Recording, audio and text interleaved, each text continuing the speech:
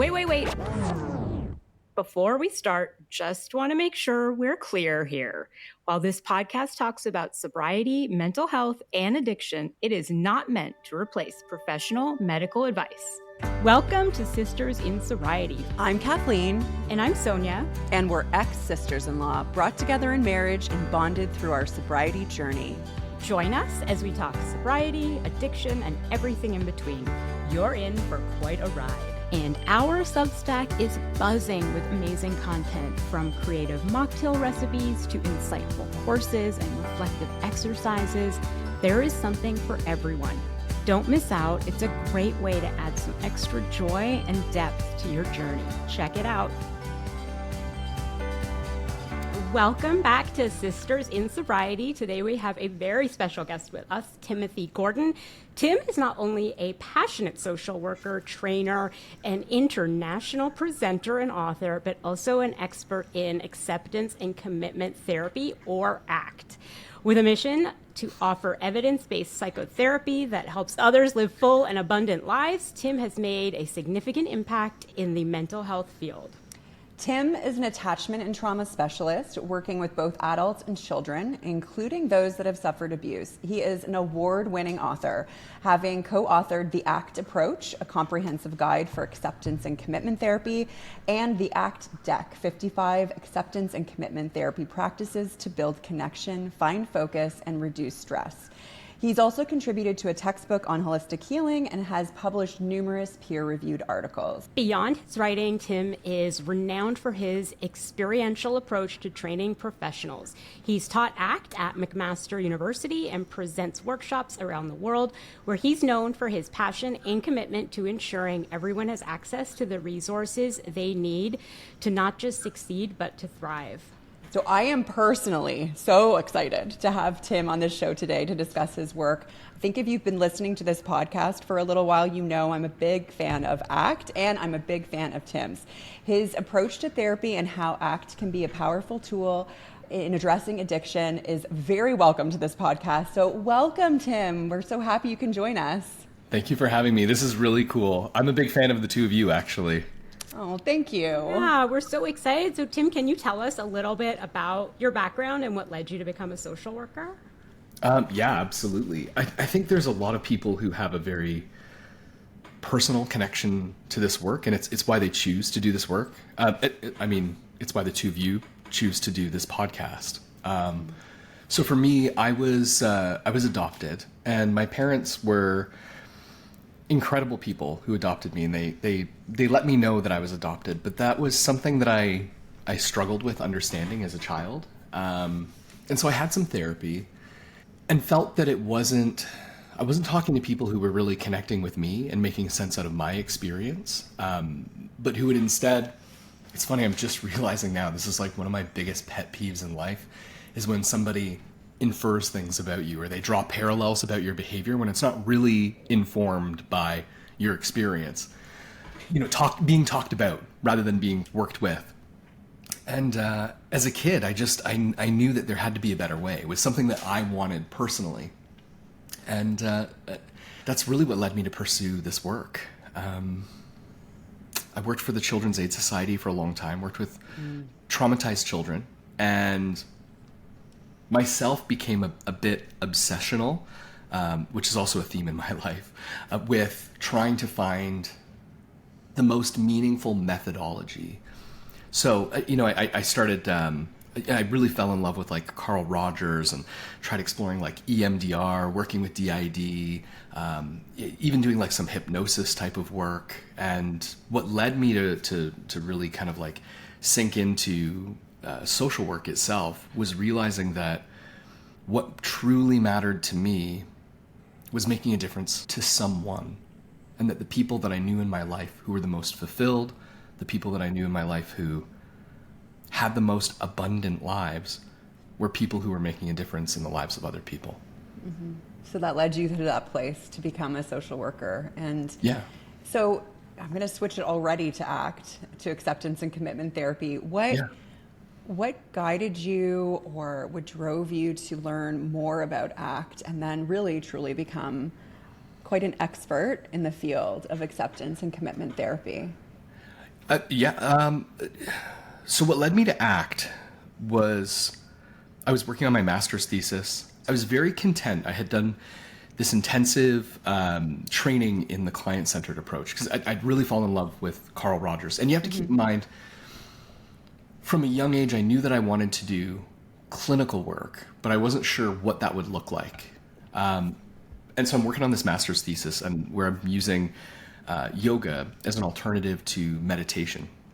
I've been meditating regularly since I was 13, but noticed that meditation doesn't work for a lot of people. But yoga does, right? Because if I tell you to close your eyes and attend to the inflow and outflow of your breath, it's easy to get distracted and wrapped up. Whereas if I tell you to pause, and let's just do this ourselves, if you don't mind. If we just pause, maybe sit upright, find a little length through your spine, press through the crown of your head, tuck your chin. And if you just allow yourself to just roll your shoulders up as you breathe in, roll your shoulders forward, and then breathe out, rolling your shoulders down. Do you notice how much easier it is to be in your body and to just be present with what you're experiencing? You got it. That little bit of movement, the invitation to focus on the breath work. So I had done the primary investigation for my thesis, and I found this paper from the 80s, which I knew I probably would have to find something more updated, by this author I'd never heard of him before, called Stephen Hayes. And the paper was Making Sense Out of Spirituality. And there was something that clicked. So I'm looking up Stephen Hayes, and I find this thing called psychological flexibility. And I mean, yoga, we're all about flexibility, right? So I'm like, hey, this might fit.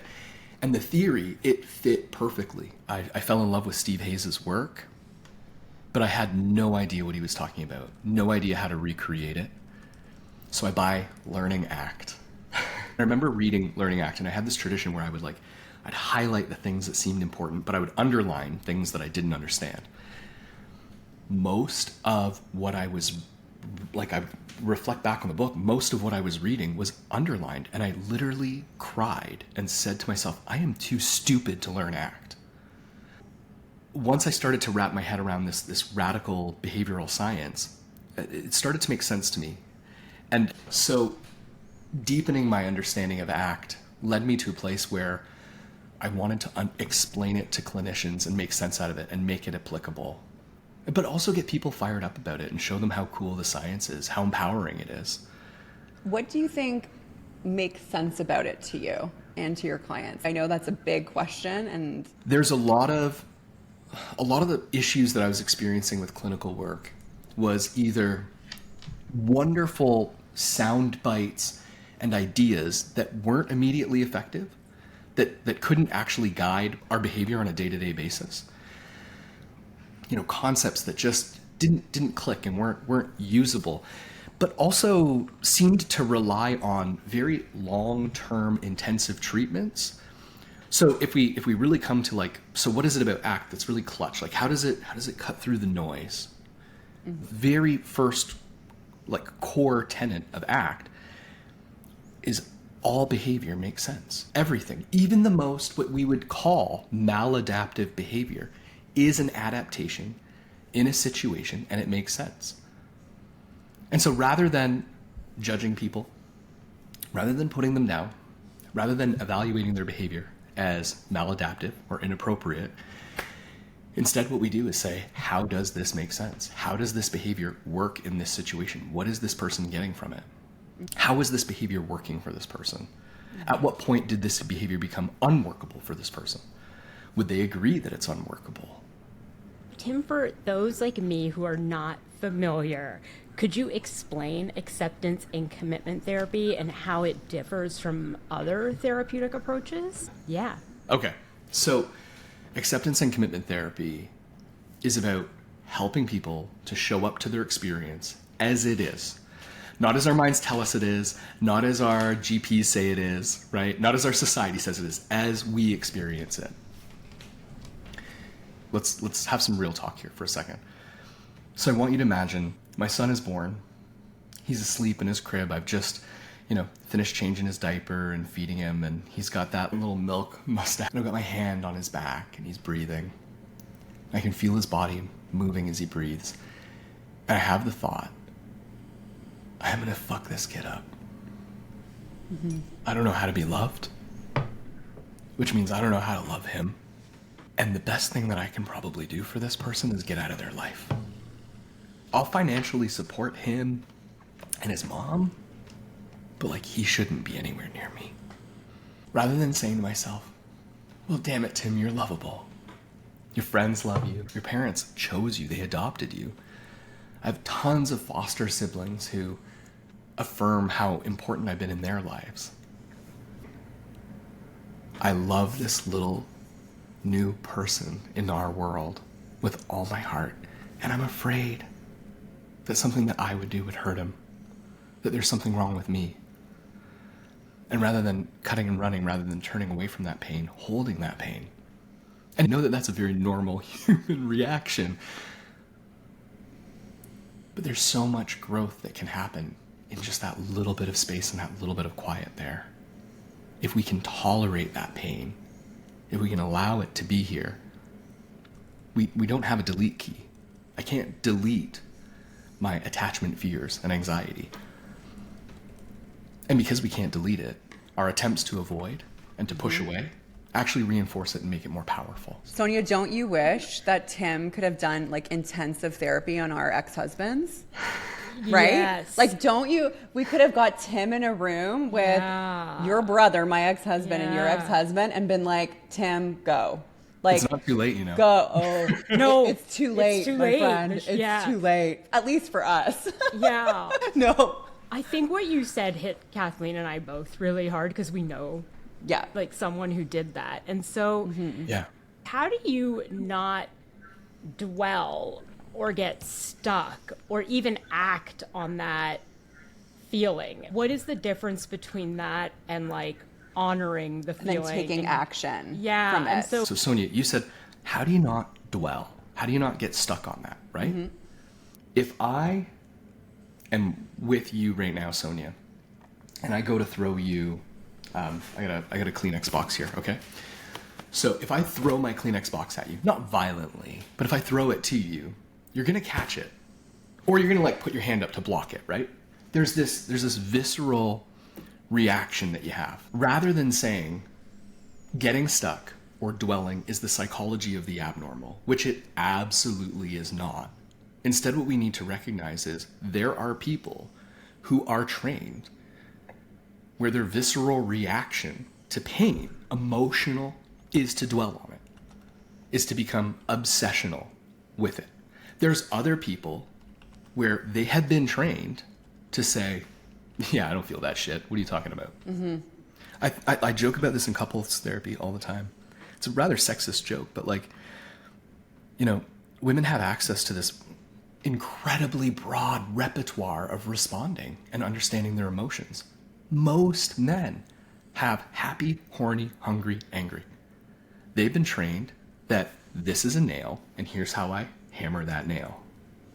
So the name of the game is starting where that person is at. Let's take something that therapists do all the time that drives me nuts.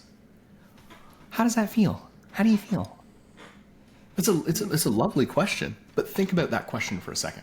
Let's break it down into behavioral tasks. What happens when you're working with like happy, horny, hungry, angry, and that's it. It's extremely limited. Do they have the repertoire to be able to understand what we're asking, to be able to answer it effectively, and to be able to trust that we can do something meaningful with that? We talk about generational trauma, right? Let's look at that as an example, right? So what were you taught by the people who raised you about vulnerability, about your emotions, about how you make sense out of being, like, let's say, even in this context? I can't even tell you how many people come to me not knowing that they're struggling with issues related to trauma. They're starting to hit a wall with their health. And I'll just use the adverse childhood experiences questionnaire to kind of screen for these things, right? It's quick, it's a 10-item, true, false. And I'm looking at it, I'm like, you endorse 8 out of 10 of these items. That's a lot. That's a lot? Yeah, that's a lot. And statistically, the more that you got, the more that it leads to health issues later on in life. Here's the health issues that are associated with this stuff. Does that make sense, Sonia? Like starting from where people are at? It's interesting. I work in prisons, and we use the ACE score in prisons, and it is like an interesting predictor, right? And so, no, it does make sense to me. Can I give you a hard time? Yeah. So emotions that they've numbed, but what if those emotions didn't get to grow? They didn't get to have a repertoire. So they're numbing very early development, really basic stuff.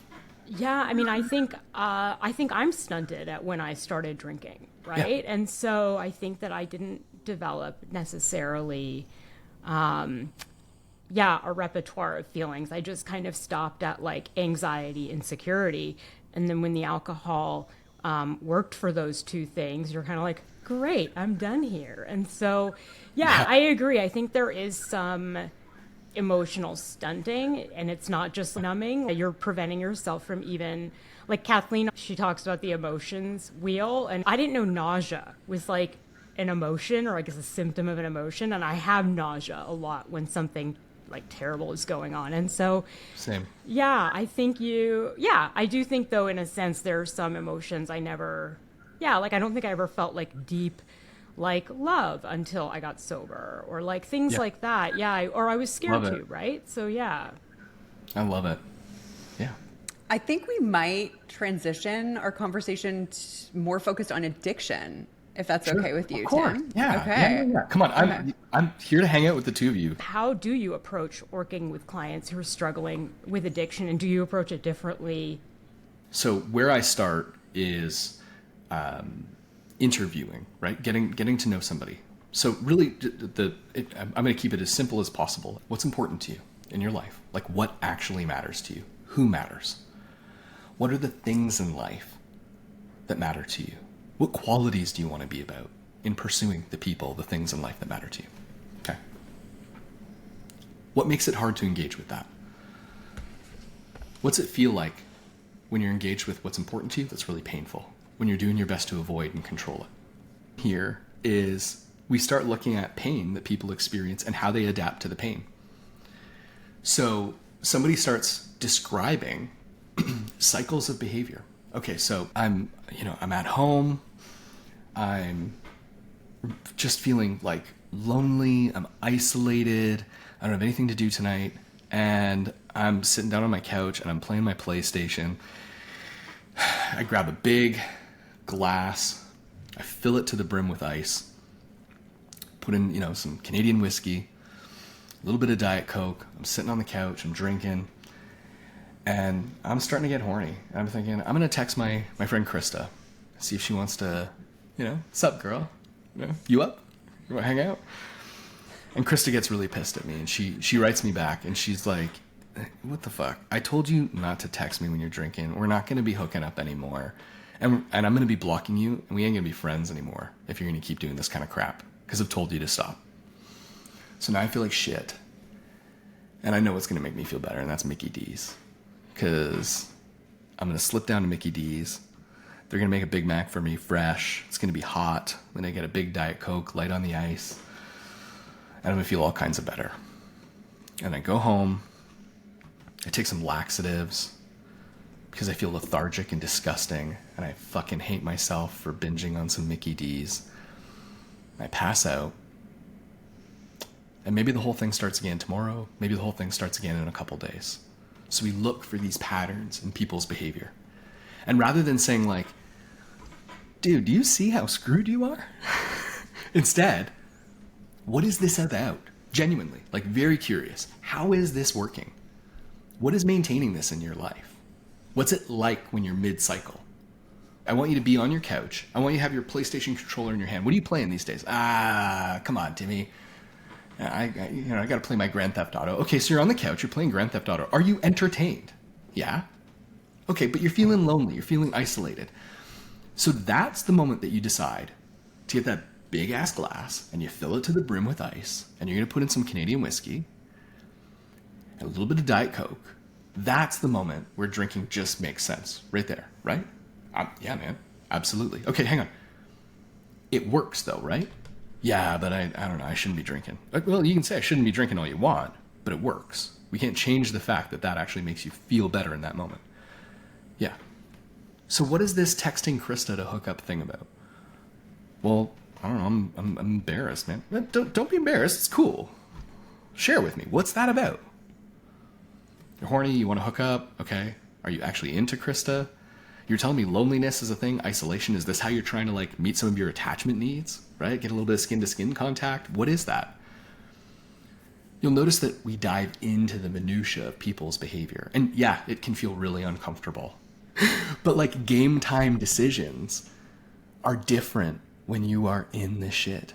And that's where we want to go with our clients, right? We want to deepen their understanding of how their behavior works. Okay, so you got these painful feelings. What is this connected to that's actually important to you? What kind of connection are you missing in your life? Do you have outlets for romance, for intimacy, for secure attachment? Oh, well, you know, I've been neglecting my dog, Lucy. What, you have a dog? Yeah, she's really cute. She's this like golden doodle, and I usually like leave her with my sister a lot because like I work a lot from home and can't really take care of Lucy properly. Okay, so hang on. You've got a sister and you've got a dog. Yeah. How often are you connecting with your sister? How often are you connecting with Lucy, your dog? Oh yeah, no, not often. So the little bit of connection that you have is texting Krista when you're properly buzzed, looking to hook up. Yeah. Is this working? Is this sustainable? No. I think that's why I'm here. Okay? So if you keep doing what you've always done, you're going to keep getting what you've always been getting, right?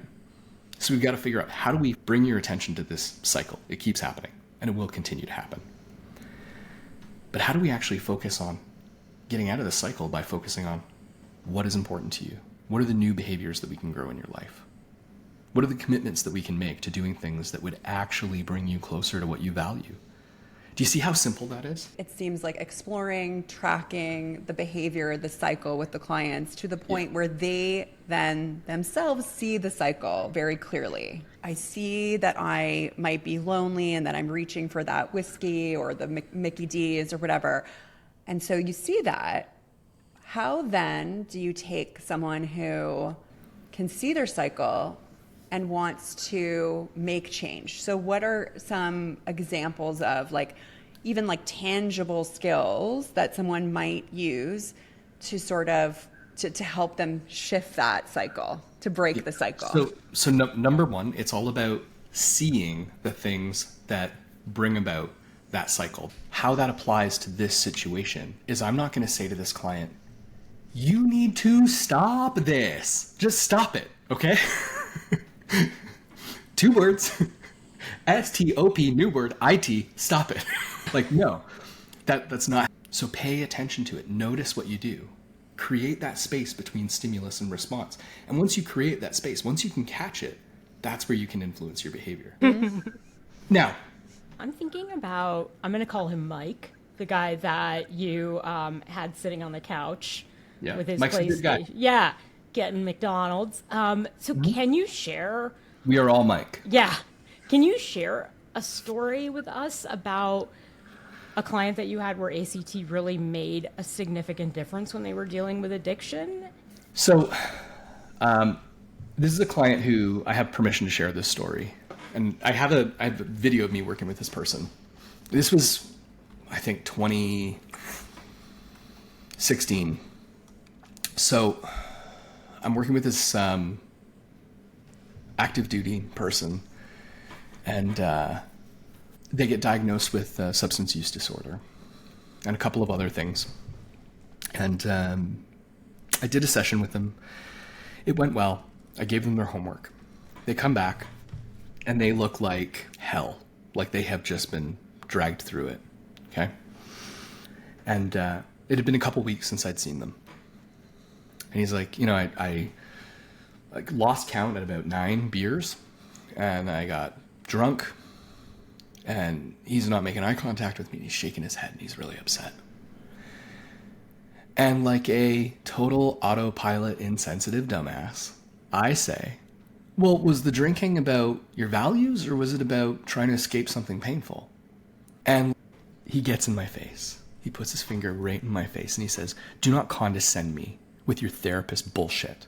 You know I'm an alcoholic. You know I'm not supposed to be drinking. And you know I'm going to lose my marriage. I just said, I'm so sorry. I don't know what's going on with me today. That was a total autopilot move, and I hope you'll give me another chance. He flops back down in the chair, won't look at me, and says, whatever. And I go, okay. Beer number 1. When and where were you? And he says to me, I got a job, off base, pouring concrete. It was cheap wing night. And so I'm going to join the crew. I'm going to go out. And that's where you had beer number 1? Yeah, come on. What goes better with a pound of salty, spicy wings than a ice cold Corona with a lime locked and loaded right in the barrel? Okay. Beer number 1. What was that about, though? Hanging out with the boys, socializing, chilling, enjoying your... Okay. Beer number 2. We're eating, we're laughing, we're drinking. Okay. Beer number 3. Well, it's starting to get cool out. I notice everybody's inside, and it's like there was a memo that everyone got that I didn't get. They all head inside. They're sitting at the bar. Now they're drinking at the bar. There's some good-looking people. Everybody's laughing. Everybody's having a good time. And I'm sitting on the patio like a fucking loser, so I hammered down. That sounds like avoidance, my guy. Yeah, Tim, that's avoidance. I said, did you notice the transition from beer 1 and beer 2 to beer 3? The change of control. It wasn't about, I'm chilling with the boys on the patio, having a beer, enjoying my ice cold Corona with a lime locked and loaded in the barrel because I have these salty, spicy wings. It went from chilling, socializing, enjoying my food to, I feel like a loser. Everyone is hanging out. I'm sitting on the patio as it's getting cold out by myself like a loser. Did you feel that shift? Did you notice it? No, not until we're talking. Dude, when I told you that I wanted you to notice your experience, this is what I was talking about. I needed a bit of a wake-up call this morning. Mm-hmm. And it sounds like Tuesday night, sitting on the patio with the boys, having a beer. It sounds like you needed one too. But you weren't paying attention to your experience. Mm-hmm. Do you see the value behind this now, my guy? Yeah, Tim. All right. So what if someone comes to you and says to him, I don't know how to pay attention, in the sense that I'm like a robot. I don't think, I just pick up the drink. I just like get up from the couch. I go make a drink. How do I, or they say like, I can't even get that pause. Like what happens? What can... This happens all the time with adults. It happens all the time with children. So one of the things that we can do is create ways to remind ourselves.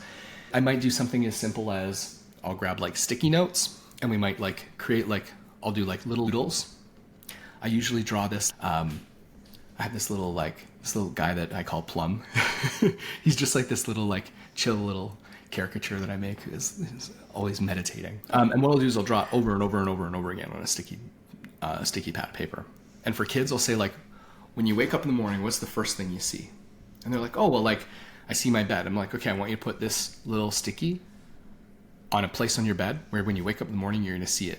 And that's what we do, right? So you're going to wake up and you do whatever you do, but you have to do it really slow. And then once you've done that task, move on. And then we put the next sticky note in the next place. Okay, so we're going to put it like, let's say, underneath your toothbrush. So you're going to do your toothbrush, but you're going to do it really slow and on purpose and only brush your teeth. You're not going to check yourself out in the mirror. You're not going to also like do your hair, right? So we create this system where we have these like mindful reminders, if you will, kind of peppered throughout people's lives to do something slow, to do something on purpose, to be in contact with your experience. Mm-hmm. Mm-hmm. Yeah. Thank you for that. Really, that's a great practical tip, I think, for people as well, how to be with that in the sense of in that moment. What is this moment, right? As a part of my like trying to like reclaim my health, like I rollerblade every day. And this isn't a judgment. Like I see this guy walking this beautiful English golden retriever. And I see him every day, and he walks this beautiful dog every day on the most beautiful, breathtaking trail. And he is on his phone every fucking time. It's so true. Like I just see people, and I live, north of Toronto. I live where there are beautiful trails, and God, I think nature is such a healer. Yeah. And And there are people just like on their phone the whole time. It's like, oh my gosh, just be with what this is. So the WHO says like the next major health crisis that we're going to have to deal with is depression. There are not enough professionals to treat this very serious issue. And I think it's easy to say that our addiction to this stuff that fits in our hands, right, like these devices and social media, I think it's really easy to say that that is the culprit. But our society has been moving really at a high rate of speed and moving really quickly towards this. Like, how many people do you know that'll just let you sit in a moment of silence and just be present with one another and find the spaces between words? Well, I think you hit something on the head there, because as you know, Tim, and our listeners know, I think by now, I mostly see couples. And what I see so often in my practice is this immense loneliness in marriages and relationships, because it's not necessarily just about the social media or our phones. It's about, we no longer know how to connect with each other. We no longer know how to be vulnerable with each other. And that is happening in relationships, like what you would think is potentially one of our deepest connections with someone. The loneliness can be so severe because what is supposed to be, in quotes, our deepest connection no longer feels connected. Yeah. That's heartbreaking. Isn't it? I think so too. Especially when we know that who we are, it's allowed us to do this, to be in 3 completely different geographical locations, to talk about things that aren't happening in front of us right now. And yet it also has fueled this disconnection.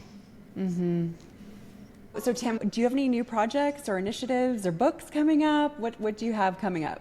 Yeah, I'm working on a new self-help book, which is really cool. Very, very deep. So that'll be out very soon.